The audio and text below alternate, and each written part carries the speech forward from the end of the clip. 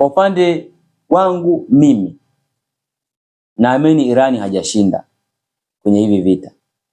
Na kwa nini hajashinda? Hajashinda kwa sababu malengo ambayo Marekani ilikuwa iko nayo, malengo ambayo Marekani iliyaweka kwa Irani imefanikiwa kwa kiwango kikubwa sana. Lengo la Marekani la kwanza tangu mwaka 1949, lengo lao kubwa ni kuifanya Israeli iweze kuwa tawala pale Middle East. Lakini pia kuipa ulinzi ile Israeli kwa kudili na maadui zake wote. Maadui wengine wote hawa Waarabu wengi walishawekwa mfukoni tangu kitambo. Tangu mwaka 73 walishawekwa mfukoni. Adui aliyebakia alikuwa ni Irani, na ndio ambaye alikuwa akidili naye mpaka leo. Hasa lengo lake katika vita hivi limefanikiwa kwa sababu gani? Lengo hasa la US lilikuwa ni kuidhoofisha Irani katika namna yoyote, kuifanya Irani iwe dhalili katika namna yoyote.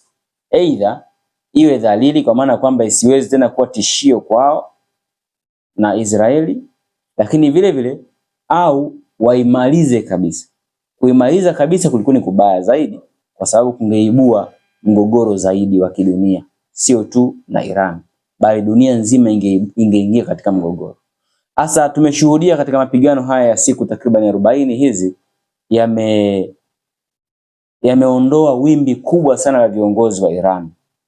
Ameanza kuondoka mzee wetu Ali Khamenei, Allah amraham na amsamehe madhambi yake na amjalie kuwa miongoni mwa waja wake wa janna.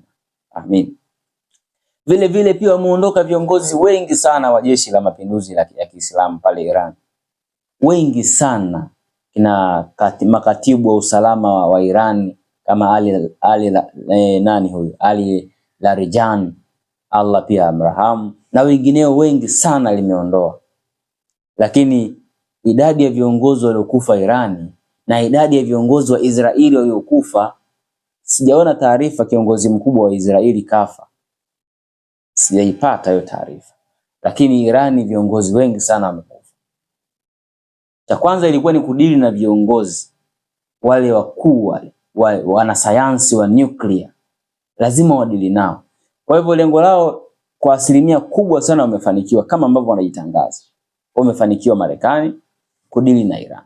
Lakini Marekani ilikuwa ina malengo mengine nje ya malengo ya kushambulia Irani.